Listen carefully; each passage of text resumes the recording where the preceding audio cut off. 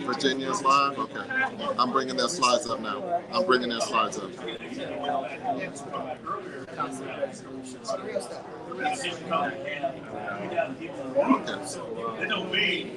Virginia's live now. They're ready to present.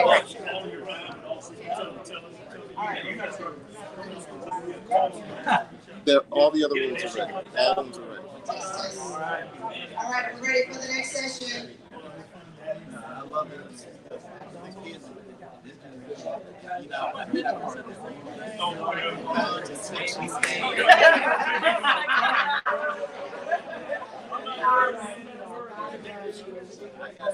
right, we're ready for the next session. We're going to talk about the all right. We're going to talk about seeds of the job market. Let's see where's mine. All right, it only extends here. Everybody online? Test.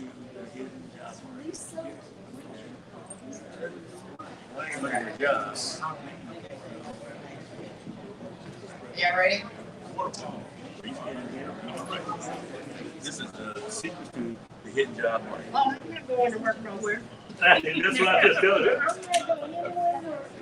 I'm going to Colorado. I gotta go look at my calendar. All right, are y'all ready? We have a lot to cover. Yes. Great. Yes, ma'am. All right. I think they got the camera there, so they're online. On here, so people can see me. I had to stand so you can see something in the camera. That's for the people online. And I kept the mic with me. I found myself holding it. Yes, sir. It's like there because it has not been very kind. This one hasn't been? Okay. So you have some hype, so that might be that. Oh, okay. All right. Good evening, everyone. We're going to close the door in the back. I don't want my undiagnosed, untreated ADD to kick in.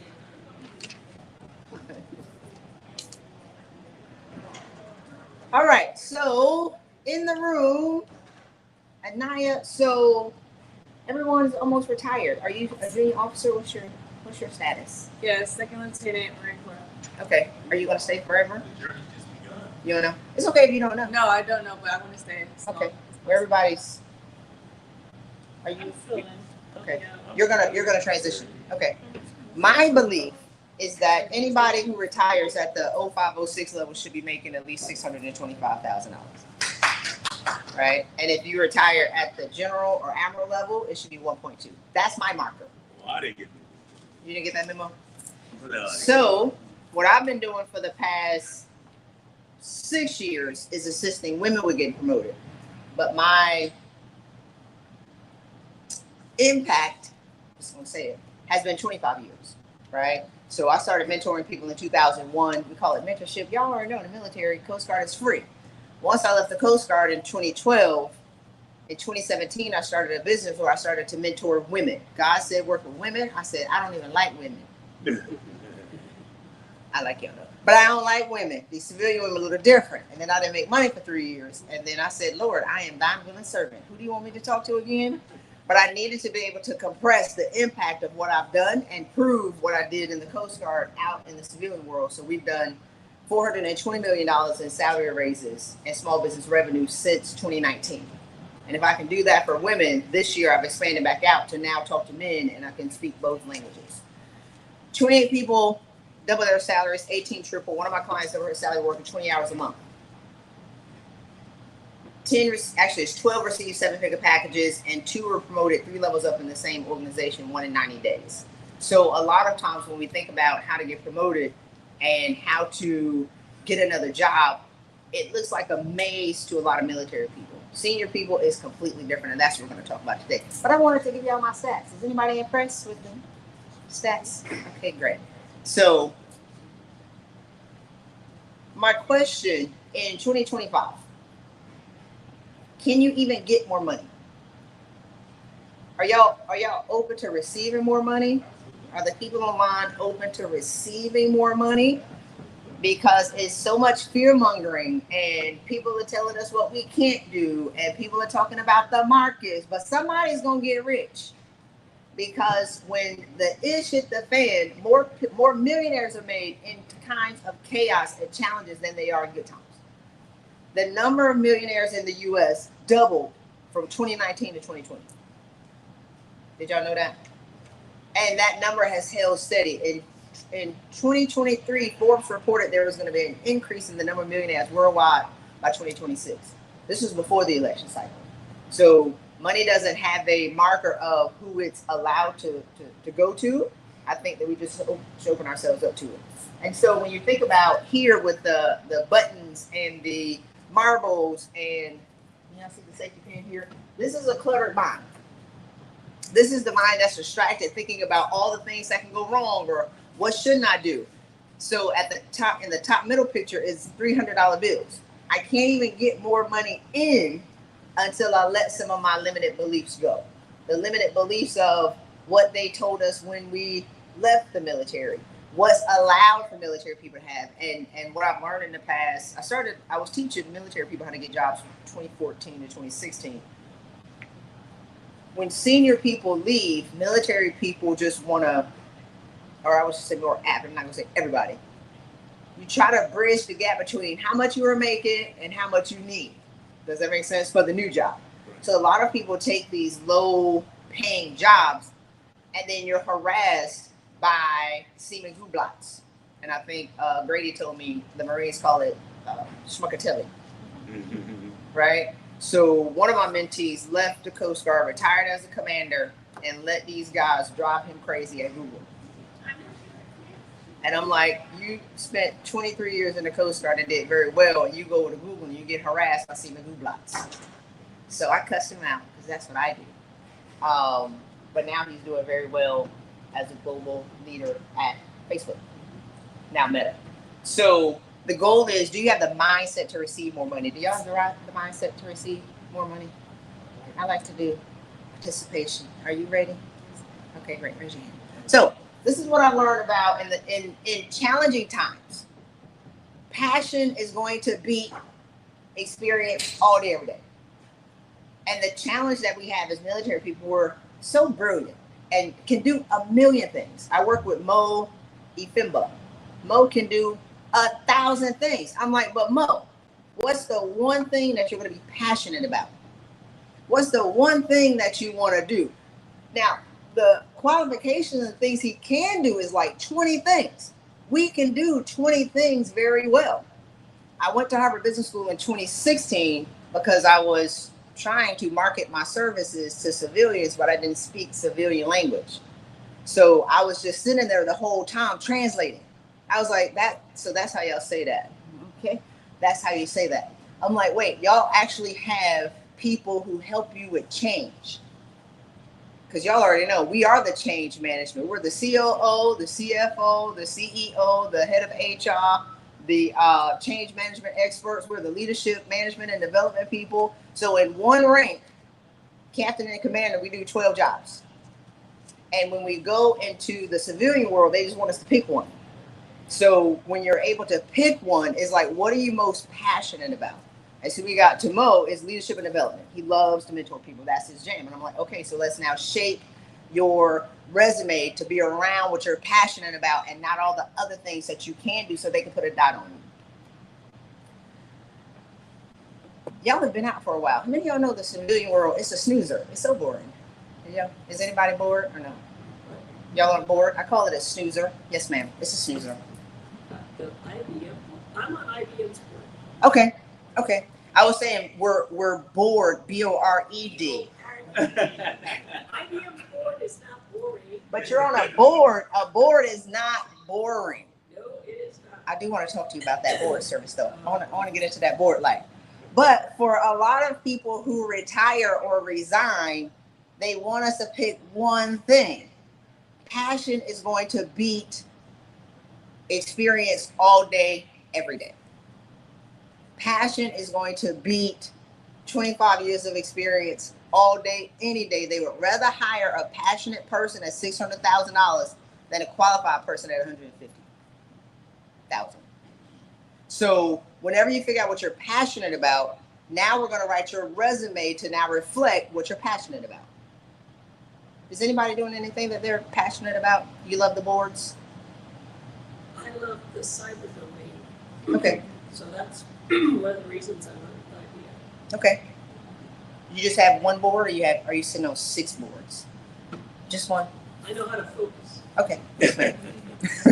I'm still learning. Once beyond that. you're beyond I'm what? beyond that. You're done? Yeah. You're cool. I'm just relaxing. Okay. Is that what you want to do? That's what I want to do. Okay. Relax. Travel. Okay. The other is I was the primary caretaker for my mother. Okay. So the board life gave me some things. One, well, actually, with the public board, you secured your income, current income. But I wanted a position where I had a lot of flexibility. Right? The board is public, even a big company like IBM is about 10 weeks of work a year, not 52, because I needed the time to be able to take care of my mom. Yes, ma'am. So do y'all want jobs? I want to tailor this talk to the room. Or do y'all just want to be passionate? I just want to have money. Cut shop boys. You got the brains. I got the brawn. Let's make some money. Yes, ma'am. Okay. Second. This is why this woman is my hero. Oh, amazing. Amazing. All right, so everybody's cool in here. So, as I came back with perspective, I want to bring to the table as well. So we talked about the talent discussion we had earlier. We talked about officers thriving in services and thriving afterwards. When we talk about this, talented officers thriving in the sea services and beyond, that and beyond doesn't happen automatically. And I think one of the services that we're considering offering is helping that talent, make that transition effectively and properly valued, which is what we're talking about. It doesn't happen by magic. So how you can engage more systematically, more intentionally with our talent pool, using what you're going to talk about. I think that's an area of interest for me and others. Okay, yes, sir. Passion is what drives everything. So that's how we've been able to double and triple salaries in 4 or 5 months. People are out of position, they're underpaid, they're bored. I talked to a guy yesterday who's been at Bank of America for 25 years, and he's like, well, they say I don't have executive presence. I said, yeah, because you're bored and you're snarky.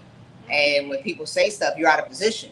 And the reason why he's not being hired in the next jobs is because he's making $250 now, but he's applying for jobs at $300,000. And I'm like, you should be at $600,000. So when people are told you're overqualified, they actually mean you're overqualified.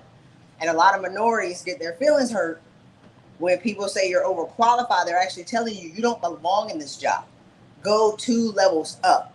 So when you figure out what you're passionate about, you write your resume to be baseline, focused on this is what I want to do. This is the problem that I want to solve for your organization.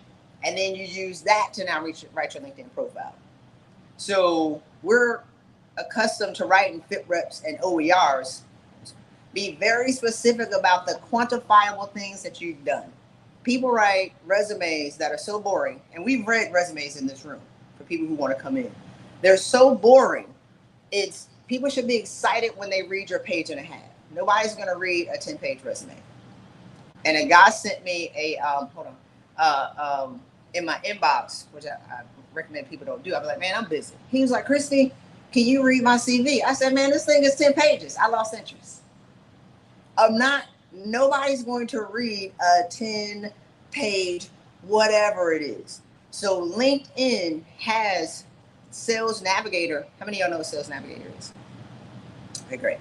LinkedIn has Sales Navigator, which is what recruiters use. So whatever you're passionate about and what you want to do, you use the keywords, and we can break it down very basic if y'all want the very basic. I had Mo look at the jobs that he liked that were over $325,000. And I said, take the language that they have and how they explain things. Now we have to bring it over to what you're passionate about. We're going to use their words. because those words are already out there to now map what's in the market. So Sales Navigator is what recruiters and headhunters use. It's in the background of LinkedIn. They scan LinkedIn to cue upon those keywords, and that's how they end up bringing up people into their inboxes. So if your LinkedIn profile isn't very specific to what you want, some people can't find you. Did y'all know that? Dang, some smart people in this room. Is anybody online? So once you have what you're passionate about, you have your resume and then the LinkedIn profile, now your network is where you're gonna get your jobs. But in order to now network, whenever people are networking, like we tried to link on LinkedIn, those people are gonna check you out. So I've had some of my mentees say, well, who do you know? And I'm looking at their profile, like I know some people, but I can't recommend you with this because it's my name on the line. So if I'm gonna recommend you, I need you to get your stuff in order. So when I send them to you, it's reflected of your highest and best good. So we have some of these things out of order with regards to what's going on. So I just wanted to give the cycle of a job. 250 people apply for one job. So it's 250 people that apply for jobs. 50% of the resumes are kicked out of the system because they don't have the keywords. They interview on the phone 10 to 15 people and they bring 4 to 6 people in the room. So a lot of people blow the interviews by getting into the interview, telling them who you are. They already know who you are. You're telling them your credentials. They know your credentials. You're qualified. That's how you got in the room. What they want to know is, do you fit in this culture and do we like you? That's it. So a lot of people lose the jobs because they want to make the people like them and they're stretching. And whenever you're thirsty, people don't like thirsty people. People like passionate people who know who they are and can relax in a way that this is who I am and this is what I can do for you. And say it with a straight face. And when it comes time to ask for your money, you say it with a straight face. So in the interview, it's just about cultural fit and then your requirements. So the recommendation when you're asking for your compensation is my total comp requirement is, and just give them a number, bless you, and let them figure out how to pay you for it. So I had a 35-year-old who got a $425,000 package with a $140,000 sign-on bonus. She was 35. So it's my total comp requirement is $425,000, and just stop right there. My total comp requirement is $1.2 million, and you let them. And if you have like that minimum base, so it's my total comp requirement is $1.2 million with a minimum base of 600, and then you let them figure out how to give you the other 600. That's just the first conversation. The second conversation is now let's work it out of how we're going to get to what I asked for. Do y'all have any questions in the back? Y'all lost your questions? You just answered my question. Okay. Yeah. Chris,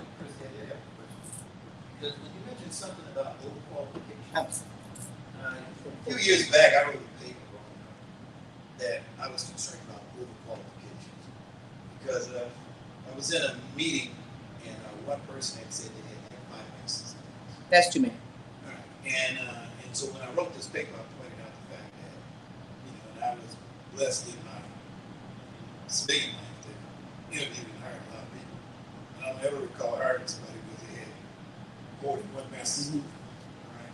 And the thing is, and when I wrote this paper and I sent it out to Tom and Tony and some of the folks came back because they were concerned about me saying, you might be overeducated. You might have, and my point was, it's one thing if you love education and degrees, but if you're doing that to get a job, I don't think that's needed. That's not necessary. Do you agree with that? So I wrote black people.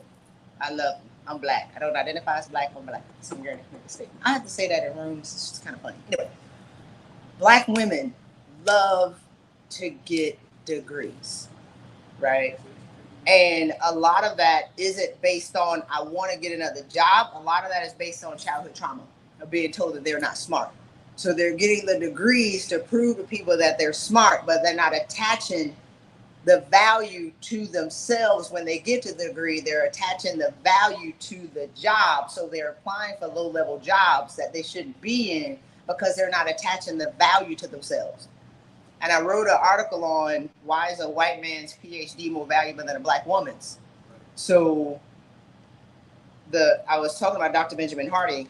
He was like, all right, I want a $15 million book deal.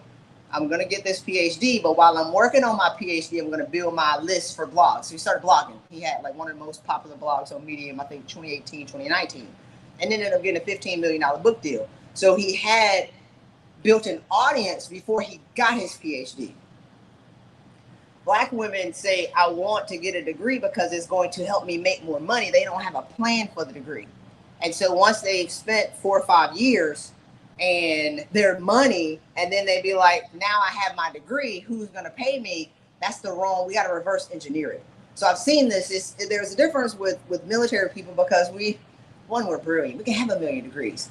But civilians, they do it just a little bit differently because they get the degrees and just get more and more and more and more, and they never ask. So I've met people who had 2 master's degrees and a PhD and make $65,000 a year complaining about a toxic work environment. And I'm like, you deserve to be harassed because you don't belong there. I probably shouldn't have said that, but I did. I was a military officer. What do people want? Can I ask you Yes, a question? So when I spoke about AI in the last, because Cedric said you need to talk about AI, and I'm like, that doesn't fit in my brief, but whatever. So when we're looking at this cycle, how is AI disrupting it? You're talking about building a resume. I would say, why don't I have artificial intelligence build a resume that's optimal? Look at the company, build a resume that's optimal to that company. You could probably have AI help you practice get the right interview. Are you using AI yet? And then how are you seeing it disrupting the cycle that you're talking about? Okay. So yes, and. So the thing about AI, a lot of people are using AI, but what I found when it comes to we're linking it back to passion. So you can have AI write your resume and then blow the interview because you're not necessarily connected with the data. So a part of the work that I do, I don't necessarily teach people how to get jobs. I teach people how to remember how great they are and be able to say it with a straight face. That's what I do. And I know that if you get that, then you'll be able to blow the roof off of any job. So when it comes to I teach this course called Advanced Office Politics, and I had the people write down 15 things that you've done great in the past 5 years. They can't give it to me specifically. Well, they don't write fit reps and OERs, right? So they can't give me anything. And I'm like, well, why are you working then? Like, if you can't tell me what you've done, once they take what they've done and then they write it down, that's how we're going to find that one common thread amongst the things that they do, which gives you now your unique selling proposition. So your unique selling proposition is the thing that you do better than anybody else, which sets you apart. It's what I love to coach and mentor mentor because we did it for free. In the Coast Guard, that was my jam. This is exactly what I do now. Once I find the passion and what makes me best and what I've done that links to that, they can put that information into AI to produce a resume, but it's, whatever goes in comes out. People aren't getting this stuff first. If I could just, on AI in that scenario, I mean, people are using AI like Google, where they're giving it a task and saying, go perform the task, but they're not giving it the context in order to get what they want out of it. Mm-hmm. So in that context, you have a job, you got your resume, so you have to teach AI who you are first, right? Then you have to give it the task of the role of a resume writer, an expert resume writer. Right, then you have to tell them what an expert resume looks like. Yep. Right, so then knows what to produce and how to produce it. And then you go and ask, okay, now, write this resume. But if you don't do all of that, the people are just given a task, they're upset when they get the results of that because the results are just crap in some cases. And they're not given the proper input like we just talked about. Yeah, if you give the input, then you have to do that, right? Then you have to give the 5 things to be able to produce the resume that actually reflects who you are and what you want to do. And then that starts the cycle. So some people are using it, ma'am, but they're not using it properly. And if they use it to write something that's very good, they're easily filtered out. I mean, we already know, we've been in interviews where you see people don't have no idea what they're doing. Or they're nervous, or they don't, they want to have they have the imposter syndrome. And I'm like, are you great or not?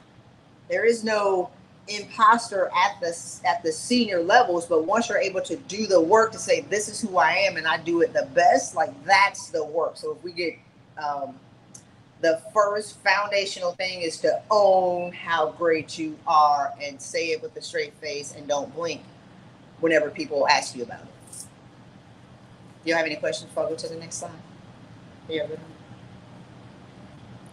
All right, this was a 25-year-old, 400.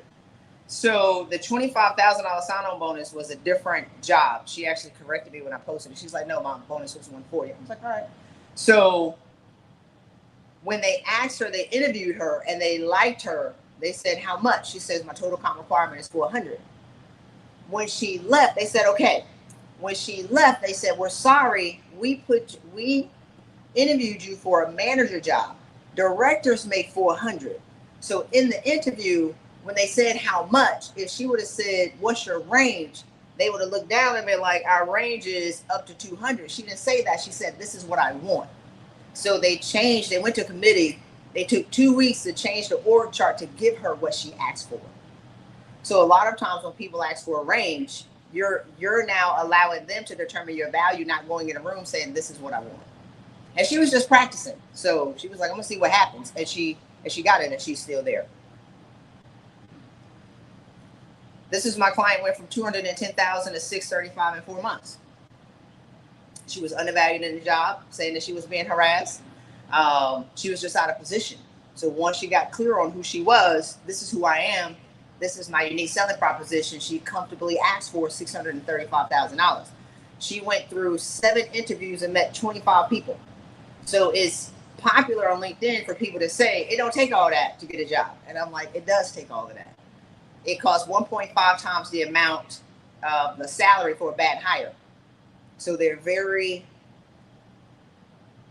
careful in the hiring process. And what I've seen with a lot of senior leaders, when it comes to getting hired in companies, we bring our best military and that makes people nervous. I don't know why.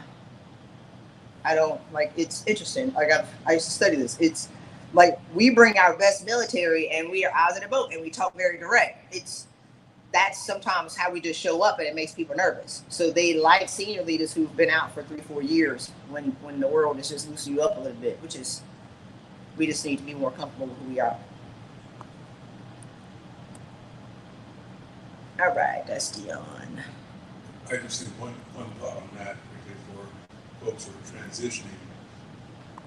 What is a strength in your military service, to your point, may not be perceived as a strength, yep, depending on what culture you're trying to join, yep, corporate culture that's in play. And so I think one thing that's complementary to this is that it's not only you're looking to match with the company, mm-hmm, they need to be a match for you. Because if your compensation is great, but your passion is unfulfilled, mm-hmm, you're not going to last. a lot of times with the what I've seen with a lot of people who get out, they just want a job and they'll take any job. Any job is not a good job.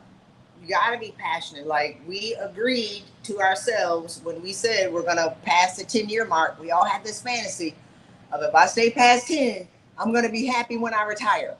I haven't met a lot of weirdly happy retired people, and weirdly happy in a good way, because it's like I've met people who've taken jobs just to get a job and you're not happy and you're being harassed and you're working for someone that basically should be working for you. So how can we get out and properly position ourselves is to, one, again, I believe 05s and 06s should be applying for jobs at least 600,000, right? Admirals and generals 1.2. So I told Dion to go to the executive education at Harvard Business School, the program for leadership development. So GI Bill pays for it. GI Bill pays a gazillion different ways. So AMP is the Advanced Management Program, Program for Leadership Development, and then they have another one, the General Management Program. So I told him this 2 years ago, and he didn't do it. And then he got rolled out, and I'm like this. So you're gonna go what? So the reason why I recommend any executive education program isn't because we need more education, is because we need to be on par with our peers when we get out. A lot of people who retire step into a hole. We step into a hole because civilians don't know the difference between a corporal and a commandant, and they don't care. So if our identity is attached to who we were in the military, we get out, people don't know that, right? We walk in a room and they be like, well, thank you for your service, Sergeant. I used to black out on people. Like, what did you just call me? So we have a lot of challenges with that. The executive education will be able to allow you to step on par with your peers from around the world. So I had a class of 186 people from 45 countries. And then it also allows us to see the mindset of what the civilian business world is like. So we can translate, this is exactly who I am. This is where I belong. And you build that network of your peers and that community immediately. So he's doing that right now.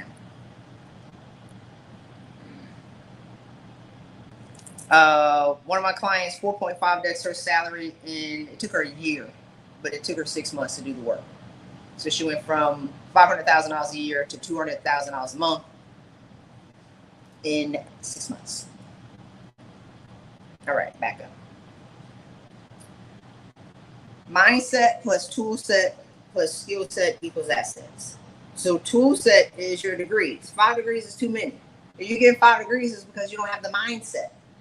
So the mindset is the awareness. It's not necessarily confidence. I'm talking to y'all about being confident, but when we transition, it's the awareness that we're missing. We are not aware of how our skills translate. And I think there was something that Monster.com did that talked about the hardest thing. 86% of military leaders have the hardest challenge is overcoming the translation of what your skills are.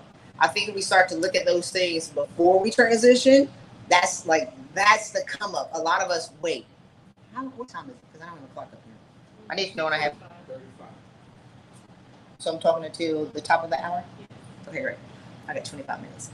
So if we start to do the pre-work, but we're so busy and we're so locked in, when I used to tell my friends that civilians don't know the difference between the corporal and the commandant, they thought it was like, Chrissy, we know you used to win when you was in the Coast Guard, but somehow you become a loser. I'm like, no, it's true. They don't know. And we can't get out and make them understand. So you have a lot of people who are advocates for the companies of what the company should have veterans. I'm an advocate of we should learn how to take control of our own fate. So once you learn the mindset of this is who I am, I'm the greatest person to ever do it. This is what I want to do. This is what I love to do.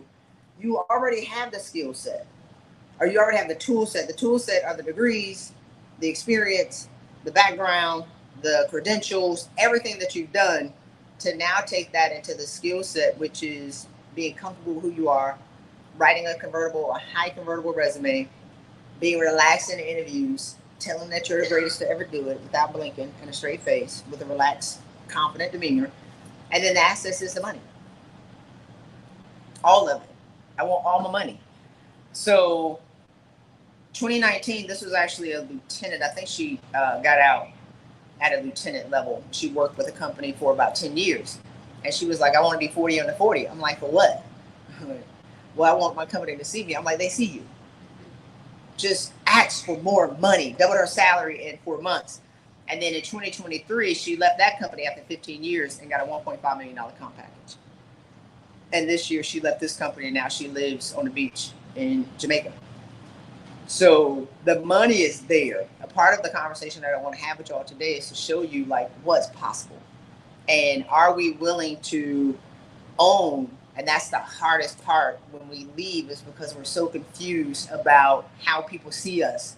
And if we don't translate our skill sets properly, how are we going to tell people that we're great without seeming, people will say arrogant. I'm like, it's not arrogant. You're just aware. Confidence is just awareness.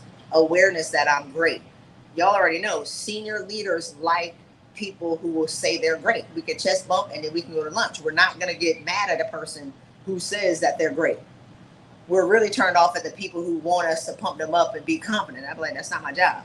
I'm like, are you confident or not? So that's the greatest challenge. So they're paying $500 to $1 million, $500,000 to $1 million. It's out there. I just want us to go conquer the world. And I believe that the gap, the senior leadership gap, there's been one in the market for the past 20 years. So with AI is decimating middle management. So they're gone. But a lot of people who are stuck in middle management should have been at the senior levels anyway. They just didn't have the courage to be able to level up. So if there's been a talent gap at the senior leadership level for the past 15, 20 years, they're waiting. And if that's if y'all want to do that. If not, board service is available as well. But if you want to relax, you can go relax on the beach and play with the dolphins, right? So have the courage, have the awareness. Please apply for these senior levels. They are waiting for senior leadership. And I know that a lot of the challenges that corporations have is that they don't really know what leadership is. And we have so much potential to offer as former military leaders to some corporations that I just think that we should be able to fill the gap and assist with changing the world. They're waiting for us. Do you have any questions? You got the microphone, right? Hey, Chris, yeah, I had a good friend of mine that was in the corporate world here. Been on active, got out before retirement. And I was wondering if you had like a time limit when folks should, how long they should stay at a job. He had a basic rule because of corporate mergers and everything else. His thing was, for him, you know, you should be at no job for 5 or 6 years, and then go on because then you can get another pay raise and like that. Is that part of your strategy that you use with folks? Because his view was, having been in the corporate world, that if you stay too long, Yep. they eventually catch up to you, and then they exercise you out of the company. Well, some of them won't exercise you out. It's just people who meet you at a certain place can't see you past that. So we're appreciating assets. An Hermes bag doubles in value every 5 years, right? So if an Hermes bag, a dead alligator, can double its value in 5 years, what more can a military leader do?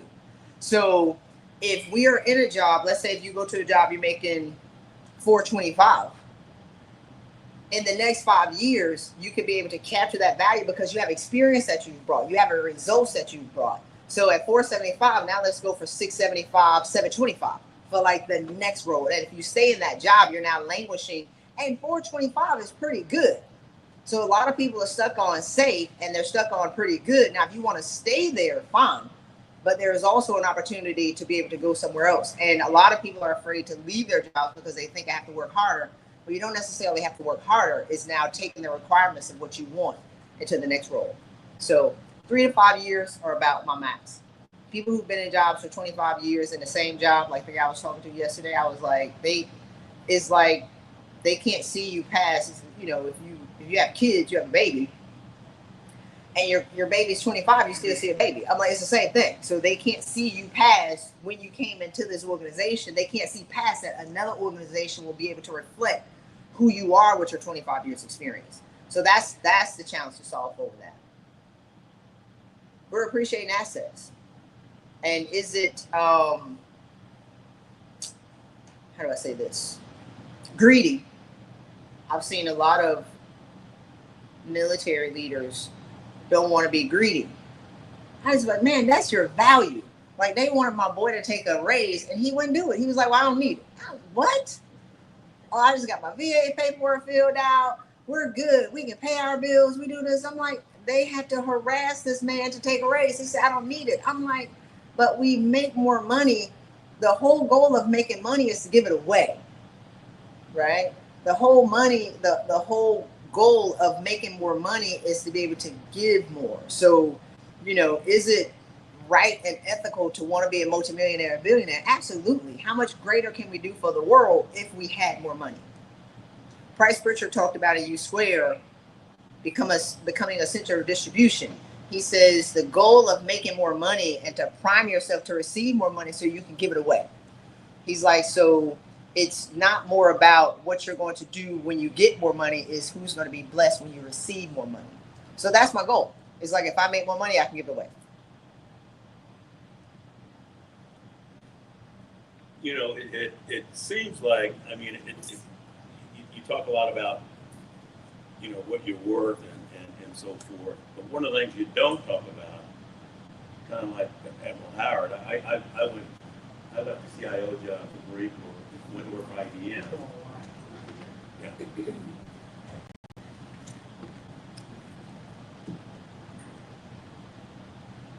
Yeah, when I Brigadier General John Thomas, I left the Marine Corps as the CIO of the Marine Corps and went to work for IBM. What you don't spend a lot of time talking about is the expectation, being able to deliver. Mm-hmm. You know, when I joined IBM, I had a $120 million revenue target every year, right? And your value is determined by how well you deliver on that target. In my case, right? Were you in sales? Were you in sales or business I development? was in business development. Okay, yeah. They wanted their network. Yeah. You know, so you had to produce. Mm-hmm. You know, and so it's not as simple. Mm-hmm. You know, is demanding a salary. There is a delivery expectation on the back end of it. And if you can't deliver, in the case of IBM, if you didn't make your target, you know, a couple of years in a row, you know, you might want to start looking for another job, right? So I don't want people to think that, you know, it's that, you know, that simple. And you might talk to the expectations on the other side, from the company side. Well, so that was so you chose business development. Oh yeah. And as a brigadier general, they wanted your network.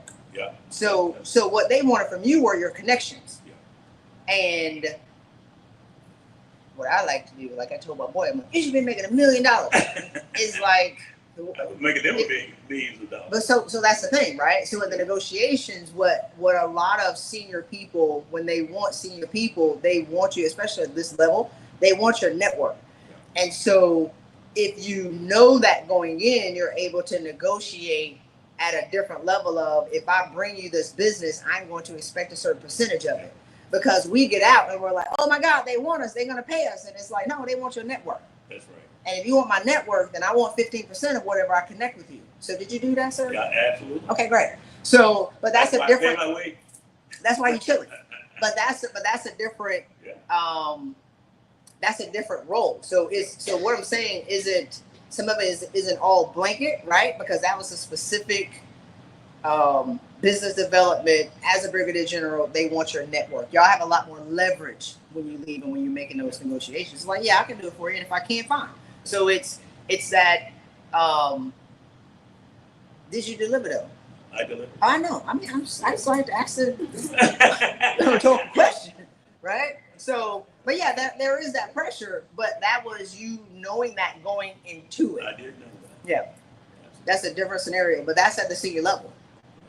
I told my friend, and I saw him last night, and I've been telling him for 10 years, dude, your highest value asset is your network. He knows everybody. And I'm like, and they actually like you. So you should be making $1 million. And he would get mad and would talk to me for like a year.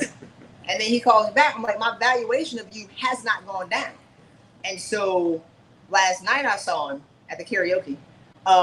And he was like, Chrissy, I finally got it. Like, it finally made sense to him that his network, I'm like, that's your now multi-million-dollar leverage point, is because you know people and you can make these connections. Now we're going to want a percentage off of, whatever you produce. And he has everybody. So that's just a different leverage point. But that's the way that y'all can be able to leverage your network with trusted people. And I'm like, you got to be able to trust these people. So before you introduce them. But I'm hired you for that. What was your base? I like talking on the side. What was the base? So, but if you know that going in, I think that what I've seen a lot of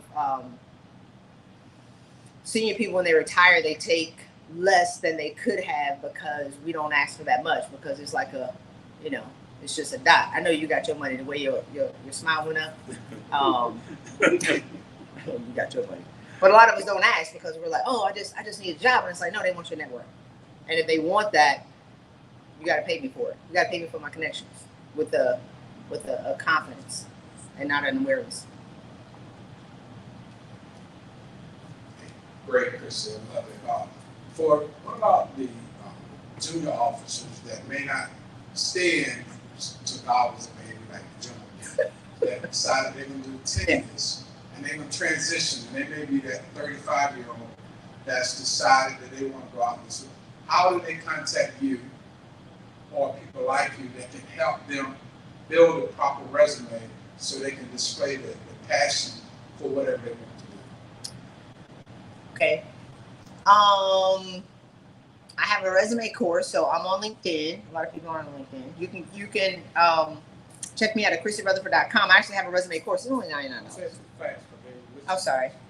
ChristyRutherford.com. My first and last name. I have a resume course. The resume course is $99. Because I want people to be able to have that to get to the next level. My goal, as we're talking, my goal this year, I've been trying to launch a veterans project. I promise y'all, for 10 years. I think technology has finally caught up with the what I've had, and then I've applied for an accelerator that I found out in August to be picked up, so I can use AI to be able to create this ecosystem to create all this, right, based off of the model. So y'all can check me out on LinkedIn when y'all are on LinkedIn, or you can go to my website, ChristyRutherford.com. And the thing about, I was talking to Marcus Kennedy, who's all over LinkedIn. Marcus is a speaker. He now has his second book doing intrusive leadership. Marcus has built a transferable brand. And Marcus actually talked about this in 2001. So he's building a brand. A lot of people don't come on LinkedIn until they're getting ready to retire. That's how I know my mentees are getting ready to retire, is when they connect with me and they get like 12 connections. I'll be like, I already know that you're getting ready to retire. So if we start the process of transitioning, starts about 18 months to 2 years out, to just start to look at what are people doing. And I think that's hard for us when we're in, because we're so focused, and the military almost requires this, laser beam focused on the mission. But I think the last 2 years, we have to have at least 1 foot out to be able to see what's out there, so you're not devastated when you transition. So, but watch out for resume writers. Again, bad input creates trash output. And I've seen people walk around with terrible resumes for a year and a half because you don't know what a resume is supposed to look like. And then you're disappointed that you're not getting hired. The resume isn't, let me say this. Your first few jobs will come from your network. So if you're still in, build an organizational reputation and an industry reputation. An organizational reputation where you're doing stuff where people know you, coming in person to the conferences, going and networking and talking to people that are in your community, talking to people that are in your organization, reaching out to be able to have people mentor you. Industry reputation is whatever you're working on in your industry. In the Coast Guard, and y'all are the same, but in the Coast Guard, I worked in oil and gas. I was in Houston. So I used to do presentations and do all these things so that people in Houston knew me. When I first left the Coast Guard, I got offered 4 jobs in the first week because it was unexpected. They was like, wait, you did what? You need a job? I was like, nah, I'm good. In the first 2 months, I was offered 10 jobs. And then I was offered 36 jobs over the next 2 years. But that was before I even went to Houston to be able to exercise that industry reputation. So a part of the work, I would say, for the junior officers is start to allow people to know you, because people want talented people on their team. People want people that they know, like, and trust on their team. And if they know you, like you, and trust you, there's always opportunities either for the connection with their network or to be able to come work for them. I'm talking to a lot of senior people in the room. Are there any junior people on the line? These senior people rich and they chilling. Which I'm cool with. I love it. Y'all got these rich jackets on. I just want to reiterate something that you just said. You said probably the most important thing you said in this whole thing. Yeah. It's in the bottom of your circle there. That's network. So your network is your net worth. Oh yeah, for sure. There you go. For sure. And building that network early, right, so that your network is in place when you need some type of action. So you don't have to ask your network. Yep. You just inform your network about what you're doing. Right? That's when your network will activate itself and will come to your aid. I think, Seen it happen time and time again. the network is where it's at. And the mentorship and the sponsorship, a lot of people just don't understand, but it's so vital. And I'm sure that y'all, well, military people, it's just so normal to us with regards to the mentorship and the sponsorship. You got to have that. And they're on the other side as well. Like, people know people and people want you on their teams, but we have to have these other things that are in place before we reach out to the network, because the network can't refer you if you don't have your stuff in order. And if you're not passionate about what you're going to do, because that's our name. So the network for sure. Industry reputation, organization reputation. Industry reputation expands a little further out, and it's so vital. Everybody in here has an industry reputation. Do you have an industry reputation? Okay, great. Lieutenant Harris has a question. I can see it. Okay, so my generation, I fear, is behind on the LinkedIn. So I was wondering what kind of things should be posted or announced on the app. Okay. So, what's your generation? I'm 25. So you're Gen Z? Yeah. Okay.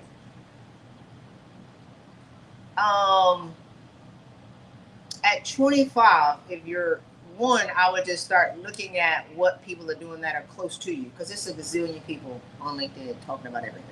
So that's the one thing.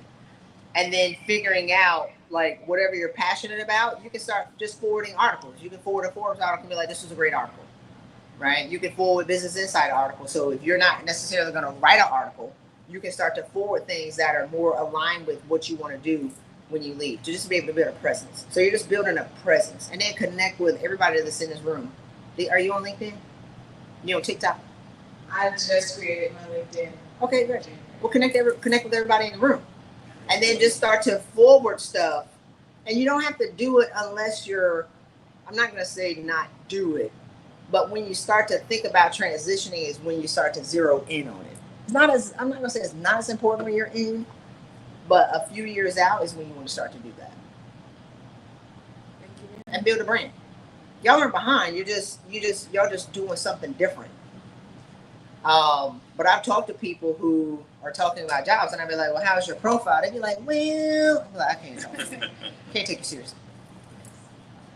LinkedIn is where it's at. And the reason why they're the only app that does at the professional level, which is why they keep changing the algorithm. They're the only ones. They can make it complete trash and not really care because the algorithm. So, yes, ma'am. Any more questions? Is that it? No, I do want to make a comment. You're like, oh, there's only senior people in the room, but I love it. I love it. know we're smart enough to understand we don't know everything. So I would say each of us had our own journey to where we got to in civilian life. The most common question I get when I talk to veterans groups is about the transition. So I'd rather hear from someone who's an expert than relate my own path. Yes, ma'am. Oh, I love all the senior people in the room. But then I love all the senior people being in the room.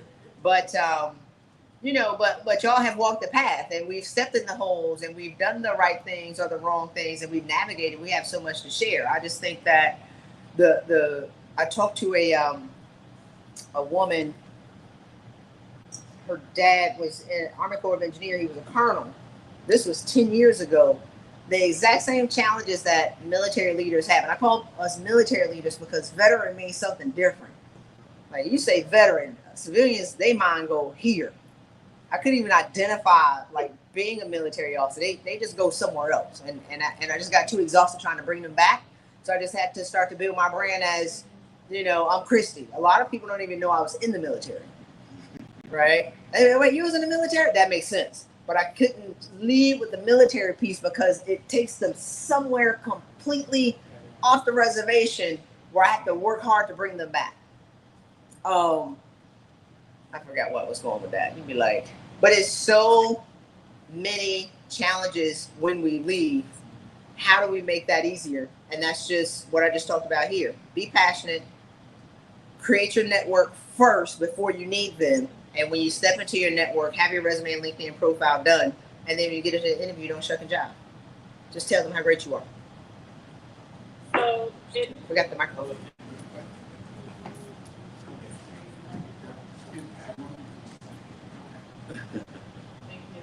So I have two questions I've been thinking of. One is on passion. I think that many of us have many things that we're passionate about Yes. and would be like really happy to do. How do you narrow that down and decide, well, this is what I want to do for actual work passion? So that's what I was talking about. So military people or military leaders are strong like a kaleidoscope. We got 10 colors, and they all strong, right? Typically, most people have like one thing. We got 10, and we can do all 10 very, very well. That's confusing to people because they only want you to do one. So pick the one that you're going to be happy about doing, and it's just one. That's why I called it a snoozer earlier. It's like, you just want me to do one thing? And so I used to have these conversations, and I talked to one of my friends, and they kept saying, man, you could just do too much. Like they wouldn't bring them in the room. And I'm like, if they hire you to staple papers, that's all they want you to do. They don't want you to fix the copy machine, even if it's broke for a month. And we can do it in 5 minutes. They don't want that, right? They just want you to staple the papers, and my brother said, and become the best paper stapler ever. The best paper stapler ever. They want you to just do one thing. They don't want you leading teams. They don't want you. It's insane. It's a snoozer. But if you go to the senior levels and go where you're supposed to be, does that make sense? Then you have a little bit more autonomy to be able to create and direct. So if you come out and you're mispositioned, then you're going to have these challenges. But just pick one that you're willing to do for the next 3 to 4 years. I have one more question. So my next question is, as far as using your network, how far in advance of when you want to transition to your civilian career should you let your network know, this is what I'm looking at, this is kind of my timeline, this is where I'm interested in? Pick the passion first, so then they'll know where to point you, right? So probably 6 months to a year. But a year is just having the conversations. And Admiral Harris has a great presentation. Of what he did when he started the transition. He talked to everybody. He put 30 minutes on the calendar. He talked to, maybe 25, 30 people to kind of narrow down what he wanted to do. And what was their journey and what did they do? Because everybody has a journey. So it's this is what I want to do. This is we don't think about what we're passionate about, what we want to do is this is what I want to do. This is what I'm passionate about. And I want all my money. But I think a lot of us are, we're at that COO level. CFO if you're a financial person. COO gives us that we can just do a gazillion things. And I was saying earlier about the lady that I talked to, her dad had the exact same challenges that we have 40 years ago. Nobody has solved this problem. When I say identical, 40 years ago. So pick one. And then tell your network, this is what I'm looking at based off of what you picked. And not just I'm looking for a job. That goes by. That's like the buffet. They stick you over there, IBM and business development, and you ain't got the network, you can't. I'm just playing. But it's so you'll be a mismatch. But I got a network. Your bench ain't as deep as his. So now you're going to be compromised. You got a deep bench, sir. You know what I Oh, yeah. Hey, Christy, you talk about everything on there except you mentioned the interview. Okay. Do you help people to prepare for the interview so that their passion comes out in the interview? So I'll fast forward what I got. This is what I have, my 2 courses. The Pay Raise Playbook is on demand. That is $9.97. Advanced Office Politics is what I'm teaching.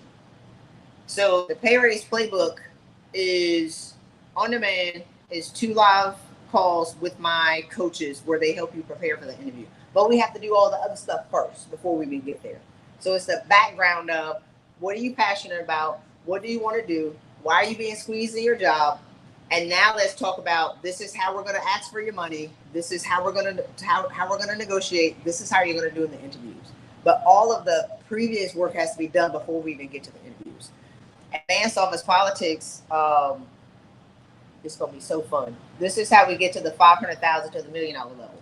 It's all about who you know, who knows you, what your network is, and And then what are the conversations that you want to feed them to get you where you want to be? But everybody that's attending the conference will have this. Yes. Yes. Oh, The I used to do one-on-one coaching. I don't do that anymore. And then we used to do high touch coaching where I had a team of 15 with 7 coaches, and then I've just moved away from that. I want to do other stuff. But I can also teach as an expert because I've seen it all. I just want to go out here and be rich, happy, and rested. That's my goal. But I can also teach. Come visit me in the Bahamas. I don't think they can ask questions online. All right, yay.